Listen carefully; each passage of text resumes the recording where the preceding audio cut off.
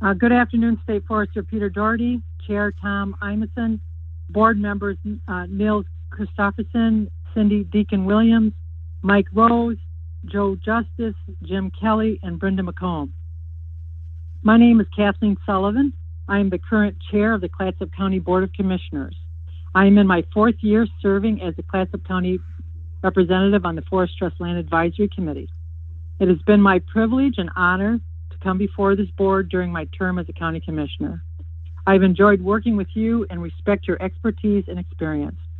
I want to thank you for your service, especially during these times of narrowing available resources. Thank you.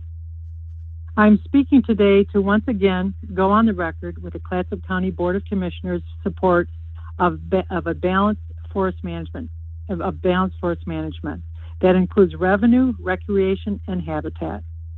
We support the Habitat Conservation Plan. We applaud the historic MOU between the private timber interests and multiple environmental interests. We believe collaboration is an important tool in problem solving, and the challenges facing forest management requires that we listen to each other, be willing to compromise, and always keep in mind that we are managing these forests for the greatest common good. The generations to come are depending on us today for their tomorrow. I would like to thank State Forest Division's Chief Liz Dent and her executive team that traveled to Clatsop County on several occasions to participate in public meetings, presenting information and listening to input from the community. Thank you. Clatsop County borders on the Pacific Ocean and the Columbia River. We are a county vulnerable to the impacts of climate change. Clatsop has an active seafood industry and an active timber industry, as well as a substantial hospitality sector.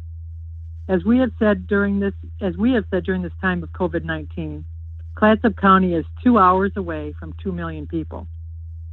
Our population can double on a weekend with visitors coming to Clatsop to recreate and relax. Thus, we are a dynamic county that happens to have the most productive and profitable state forest lands, which is why I continue to be dismayed that FTLC meetings get canceled, and yet testimony is brought to the board that has not been vetted by all the members of FTLC.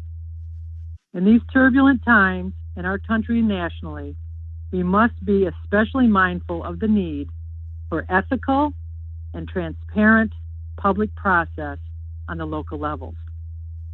To proceed without full participation of the advisory board casts doubt over the message and mission of the Forest Trust Land Advisory Committee. I ask that this recurring problem with process be corrected. Diversity of ideas and values is the base of resilience in the public process.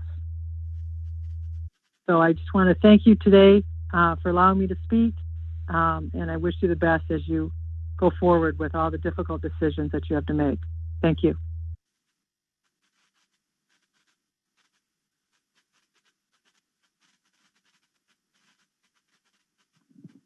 Sorry, Tom, we couldn't hear that.